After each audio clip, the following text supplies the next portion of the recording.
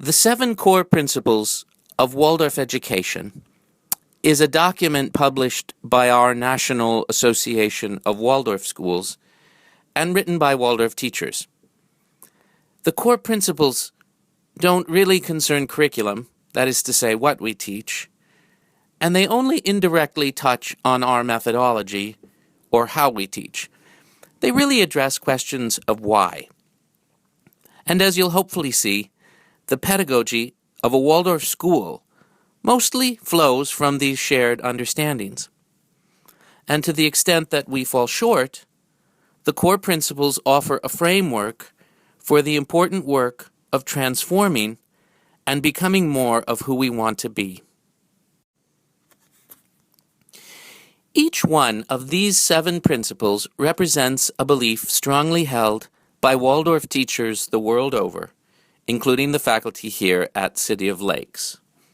We live and work with these principles every day. The official Core Principles document, which you may easily find online, includes a short explanation for each principle, each of which might be the subject of a lifelong study. What I've done in this presentation is taken each heading and riffed on it in my own way, in a way I hope is accessible and meaningful to all, no matter where you are in your Waldorf journey. The human being is more than just a physical body. Names for the non-physical aspects of the human being, the stuff we can't see using normal vision, include soul, spirit, the self, emotions, identity, the mind, eternal essence, individuality. There are as many names as there are cultures and traditions. Childhood, and this includes adolescence, is the time in a human life when all that non-physical stuff grows along with and integrates with the physical body. The founder of Waldorf education, Rudolf Steiner, gave the picture of the physical body as a chariot, and the non-physical aspects are the chariot driver.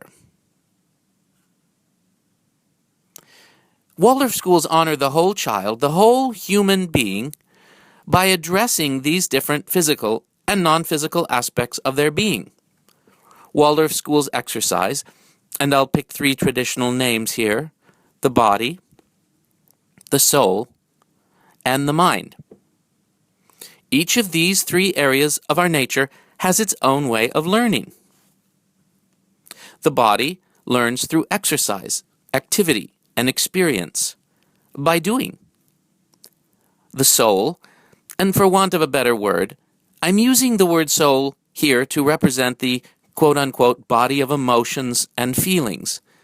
The soul learns through relationships and connections. It searches for meaning. The soul learns by feeling. And the mind learns in both the ways already described, through experience and emotional connection, but it may also learn a third way, a way not directly connected to any physical or emotional experience, as in a realm of pure thought. True wisdom or intelligence is the integration and balance of all 3 ways of knowing. Real intelligence is knowing in your bones, feeling in your heart, and understanding in your head. All traditional forms of education exercise the body, soul, and mind. But modern education has relegated each way of knowing with the mind, with the feelings, and through experience, to its own disciplinary corner. Academics have become the unquestioned educational domain of the intellect. And this holy academic grail is built upon the transmission of intellectual constructs, concepts that can be transmitted through standardized curriculums, textbooks, and computer programs, the absorption of which can be assessed through various standardized tests. The engagement of feelings is largely left to the non-curricular social arena and the arts, which in current educational thinking are not considered real academics. And the engagement of the whole body in activity, that is to say the education of habit, discipline, character, the will, is largely left to sports and other extracurricular activities. The term integration in popular usage means engaging a particular topic through different disciplines, like looking at the civil rights movement through the lenses of history and literature. Integration from a Waldorf perspective means approaching any topic or traditional discipline through a combination of thinking, feeling, and doing, like, for instance, approaching math aesthetically. Traditional disciplines like science, religion, and art, which are really just different ways of knowing and interacting with the world, address these different physical and non-physical aspects of our being. Science is a mode of thought or inquiry addressing the physical world, including our physical bodies. And here I want to take a moment to distinguish between what I'm calling science with a little s and science with a big S. Science with a little s is the existing record of scientific discoveries and concepts. Science with a little s is a thing. Science with a big S is a process, a way of knowing and exploring the world. Religion with a big R, again, not as strictures and laws, but as a way of knowing, is a mode of inquiry, encompassing direct or intuitive knowledge. Where science looks outside for answers, religion looks within. And I just want to take one more moment to touch on terminology. I could use the word philosophy here instead of religion. It would certainly bring on less of the negative, visceral reaction I know many have to the word religion. But the word philosophy is much less precise in this context. Philosophy is a much more intellectual activity, somewhere between science and religion. Religion represents more of the intuitive way of knowing I'm trying to illustrate here, its negative connotations notwithstanding. Art, like religion, also addresses the non-physical world, but art addresses the social world, the world of relationships and connections, the world of feelings. Each way of knowing, each mode of inquiry has its place. When I go to start my car on a cold day, or when I have an infection, I turn to.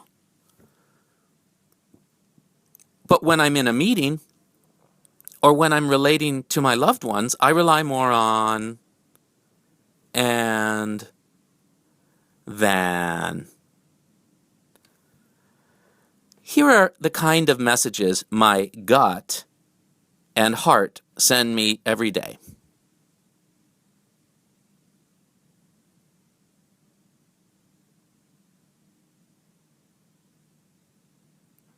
When it comes to intuition and feelings, this guy has probably taught us more about what it means to be human than all the science of the last 500 years put together.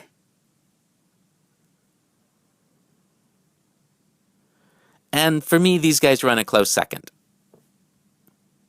At Waldorf schools, we try to honor the whole child, the whole human being, by feeding, watering, and lighting the different aspects of their being, by addressing the different ways humans know and interact with the world, through doing, through feeling, and through thinking. Waldorf schools are like one part science lab, one part ashram, and one part Renaissance artist studio. But look, I'll be honest with you. On some level, all schools, even Waldorf schools, resemble factories. After all, schools as we know them first arrived on the scene during the Industrial Revolution. Coincidence?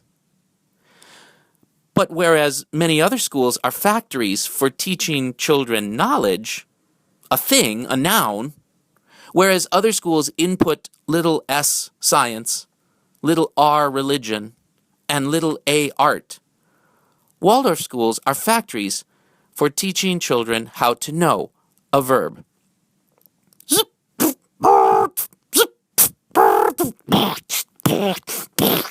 Ding!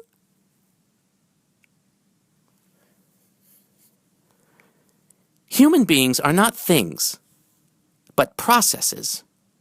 Not nouns, but verbs. We're not human beings, really, but human doings. The overarching movement in our human lives is growth, or what we might call development. The overarching drive behind this development is the search for meaning, or what we might call the search for the experience of being alive. Although each human progresses individually, in their own way, and at their own pace, development follows universal stages, or phases, patterns of growth similar in all humans. At each step, the human being is like a species unto themselves. Children are not tiny, ignorant grown-ups. Their thinking is not faulty, it's simply different. Adults know things kids don't know, and kids know things adults have forgotten. While the overarching movement of life is development and meaning/experience, the motion or direction of childhood is from the outside in. In childhood, our consciousness, and that's just another name for all that non-physical stuff, gradually moves inward. The newborn infant's self is totally outside their body in the world, in the whole cosmos. The 6-month-old self moves inward and lands in the hands and mouth. 6-month-olds think with their hands and mouth. No, check that. They are their hands and mouth. The 3-year-old is their perception, their touch, sight, hearing, sense of taste, sense of smell. Hell, let's just stop beating around the bush. Each stage in our development is defined by its particular way of making sense, but also constrained by it. Each plateau is an opportunity and a limitation. The beginning of each phase is like a new birth. The horizontal planes are created by the need at each new level to become an entirely new self. The length of each step represents the time it takes to acclimate to a totally new way of thinking and relating to the world. The 3-year-old, as I said, thinks with their perceptions. The 6-year-old's consciousness moves inward even from perceptions. No longer trapped, embedded in their senses, the 6-year-old can be said to think concretely for the first time. While the 3-year-old looks down from the tall building and says, "Look, the people are ants." His 6-year-old sister says, "The people look like ants." Because for the 6-year-old, people have a concrete quality, a size that is durable and enduring despite her perception. We say this 6-year-old child is first grade ready. They can learn symbols, the alphabet, and numbers. As 6-year-olds can see beyond their perception to a concrete physical world, the adolescent begins to be able to see beyond the concrete world to an abstract world, a world of relationships, connections, concepts, and principles. The seat of this consciousness, of this adolescent self, is so inward, I don't even know where to put it on this drawing. At Waldorf schools, we're fascinated by how children actually learn. The overarching movement of life is development, and the search for meaning and experience drives that development. Development is powered by two distinct forces. It is both the product of innate, unfolding tendencies built into our organism and stimulus provided by our environment. A truly educative environment is like a bridge, with one footing securely in the individual's world, that is to say their current consciousness, and another footing landing ever so slightly in uncharted territories. The first footing meets individuals where they live and speaks to them in a language they can understand. But the conditions of the bridge must be such that the individual chooses of their own volition to step onto the bridge. True development cannot be coerced or tricked. It's like a metaphysical law or something. At Waldorf schools, we try to meet kids where they are. Here for the wee ones, plus here for school-aged kiddos, plus here for older kids. The overarching movement of a human life is development, driven by the desire for ever complex and deep meaning, for ever more meaningful experiences. Development of this kind is possible throughout our adult lives. It doesn't have to end with childhood, although for many it does.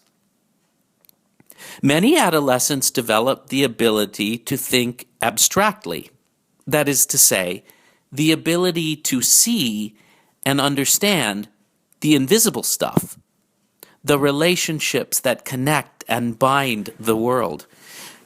But this ability is not guaranteed. Many teenagers, and more adults than perhaps we'd like to acknowledge, are unable to see this invisible stuff and are forever stuck in a concrete consciousness, one driven by material-bound logic, like billiard balls knocked about by the cue, or like someone floating in a canoe without a paddle. They are not wholly free. And the development of abstract thinking in adolescence is only the first of more increasingly complex ways of knowing that may be developed throughout a lifetime.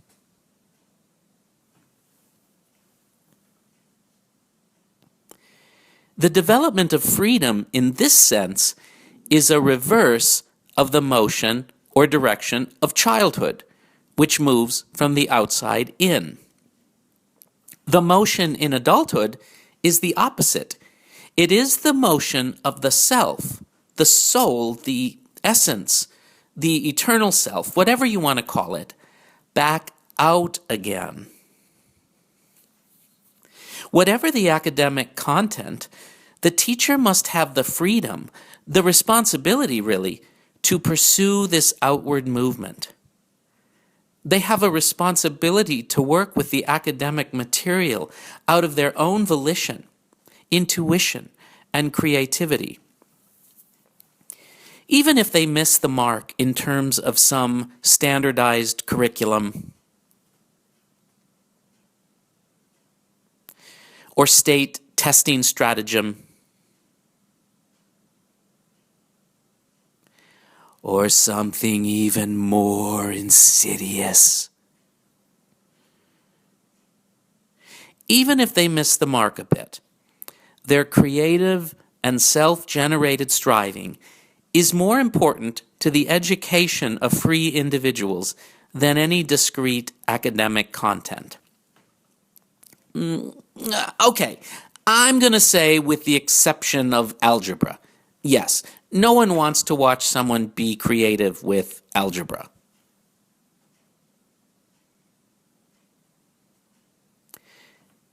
How about we look at some more books?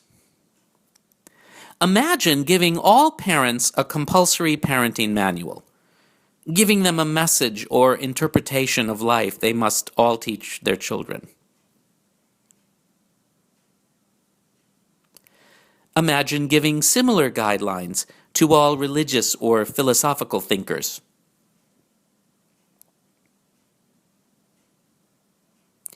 Or worse, imagine a how-to manual for artists. Do you hear that?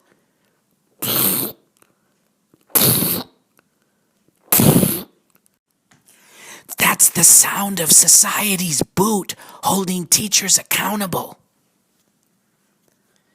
Freedom in teaching, from a Waldorf perspective, is not the vulgar American version of freedom. The right to do what I want, when I want, to whomever I want. But the freedom to be a creative force in the world. A creative force on behalf of our own individual development, but also for the development of others and the planet. The expression of this kind of freedom, along with the teacher's relationship with the students, which will be addressed in a bit, make up the implicit curriculum in a Waldorf school. And this hidden curriculum is more powerful, ultimately, to the education of free-thinking individuals than the explicit curriculum of academic content.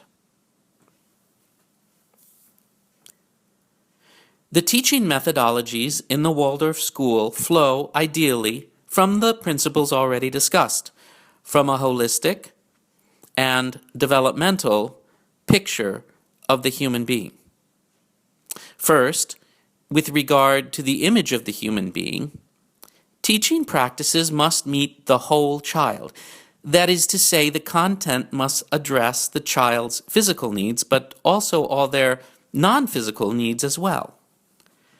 Content must appeal to their bodies, but also their what? Souls, minds, their self. Secondly, with regard to phases of child development, the motion of teaching and learning must follow the natural motion of childhood, which, as we saw, moves from the outside in. The move of consciousness from outside the body, through the limbs and sense organs, through the feelings, and finally into some mysterious inner realm of thought, is mirrored in all educative experiences. In simple language, children learn first by doing, then by connecting emotionally. These are the building blocks of that more mysterious alchemy we call thinking. Thirdly, with regard to the developmental curriculum, teaching practices must meet kids where they are. The content has to speak to students in their own language and offer them opportunities to explore more complex ways of knowing of their own volition. Now, an aside. This idea of speaking to children in their own language is easily and often misunderstood. Remember, kids have a qualitatively different consciousness, a different self than adults. Putting something in a language children can understand does not mean using a spoonful of art to make the academic medicine go down. And it doesn't mean using a baby voice to express adult concepts.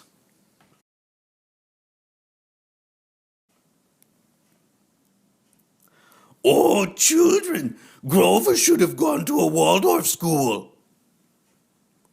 This type of education, what we Waldorf types often refer to as edutainment, is tantamount to covering vegetables in frosting.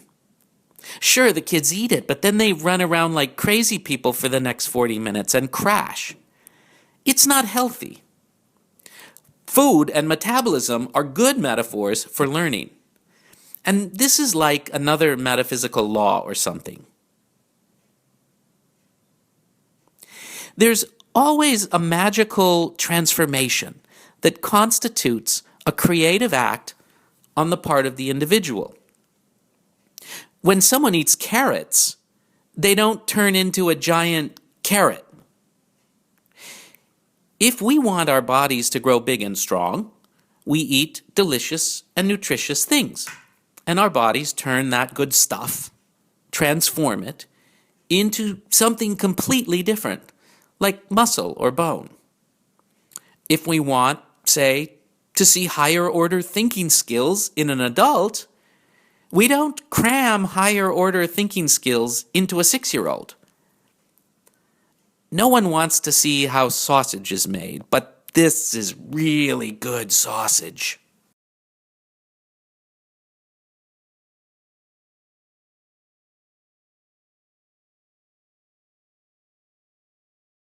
Okay, back to methodology.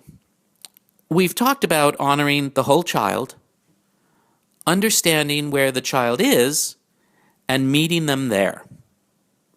Finally, with regard to freedom in teaching, the teacher must work with the academic material intuitively and creatively.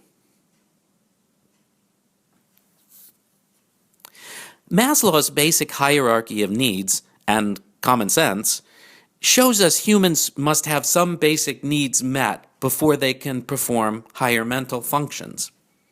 Of course, first they must have their basic physical needs met: food, warmth, protection. But just as importantly, they must have a sense of well-being, of belonging, of being loved. Once this foundation has been prepared, the capstone may be laid. Now back to the universal stage-like development of humans across the life cycle. The plateaus, remember, are due in part to the need of the individual to acclimate to an entirely new way of being and thinking at each stage. Each major developmental step is like a rebirth.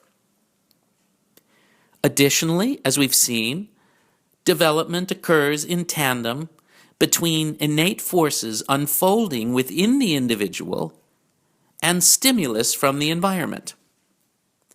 One of the most critical of all stimuli is not stimulating at all, but the opposite. For one of the most crucial things an environment can provide is protection. And the most obvious example of protection in the life cycle is the womb. The womb provides a protective shield between the domain in which stimulus is healthy for development and a domain in which stimulus would hinder or undo development. But the need for this protection doesn't stop at birth. After the baby is born, the parents, mostly the mother, provide a womb-like environment, a quiet, still, soft-lighted, cradled in the arms, close to the chest environment that allows the newborn time to acclimate to life on earth, that allows their eyes to adjust to harsh lights, their ears to adjust to loud noises, etc. The mother provides the physical womb, and often it's the mother who provides the first metaphysical womb. This pattern of moving from one world of stimulus to another, while at the same time moving from one womb-like protection to another, is a healthy environmental model that continues throughout childhood and the rest of life, really. The womb provides the environment where the individual can do the work they need to do, to acclimate to a whole new self, while being protected from other stimuli, which would hamper that development. Another womb is the family unit, and of course this takes many forms. But when the child first ventures into society proper as an individual, which is usually when they go to school for the first time, the family and the home are there to receive them at the end of the school day. The child is like an astronaut going for a spacewalk, and there's a powerful umbilical cord, a lifeline, albeit one we can't see, that tethers the child to their parents and home throughout their school day. And around 3:30 every day, little Major Tom here can return safely to the mothership and decompress. The relationship between the teacher and student in the Waldorf school is, in fact, just one of these metaphysical wombs. An environment of healthy stimulus and protection from unhealthy stimulus ideally meet in the person of the teacher, even if they look like this. If you look carefully at what goes on around a Waldorf school, if the faculty and administration are doing their work properly, you should see evidence of all these principles in practice around the school, in the classrooms, at festivals, and etc. There's an aspect of the work, however, that you probably won't see, at least explicitly, and this regards religion with a big R. I'm not referring to religion with a little r, to an ideology or set of prescribed beliefs. I'm referring to religion with a big R, that is to say, a meditative or contemplative practice. Another name for this type of religious thinking is intuitive thinking. Is what we do when we go inside ourselves, or really, really outside ourselves, to a non-physical space, a non-emotional space, a super open space. I don't want to say a whole lot more about this space, except to say that when we refer to outside-the-box thinking in our everyday lives, the empty space I'm referring to here might be called outside of, outside, and the, and box, and thinking. In fact, this type of experience can't be captured with words, so I'll leave it at that. Except to say that teachers and staff in Waldorf schools believe that getting to that empty space individually and together is an important way of knowing kids, parents, and each other, and an essential way of trying to find our physical and metaphysical bearings. Human beings are dynamic. They are processes. They are subject to constant motion and change. This change, or better, this transformation, may, in fact, be our very reason for being. Transformation may be the very reason for our existence. And we can say with even more certainty that transformation is also the nature of our existence. We change not only along the physical plane with its time and space axes, we also change constantly along what we might imagine as a third vertical axis, not bound by time and space. This third axis concerns these different non-physical aspects of the human being we've been talking about. And I don't know what to call this axis except. One can take this picture of development in many directions. This way? This way? Or this way? And many more ways. But to bring us back to Earth for a closing thought, remember Rudolf Steiner's picture of the chariot from earlier? In this image, the chariot is the physical body, and the chariot driver goes by many names: ego, spirit, self, eternal essence, mind, etc. I think this image is provocative. As modern people, we all suffer from a bit of schizophrenia. Our souls have split personality disorder. We naturally, and in an evolutionary sense, know the world and ourselves in many different ways. But one part of our soul has come to dominate and oppress the other parts. One part of our soul has infiltrated the other parts, and it's making us sick. A large part of our modern soul has accepted the prevailing materialistic notion that the human being in all its complexities and wonders is simply the result of biological processes, of, for instance, electrical and chemical reactions in the brain. But for all the wonders of modern science, it still has to play an old sleight of hand trick on us. With one hand, it reveals ever more incredible, super useful, mind-blowing aspects of the physical world, while with the other hand it explains that life? Oh, that's just the consequence of all this biological stuff.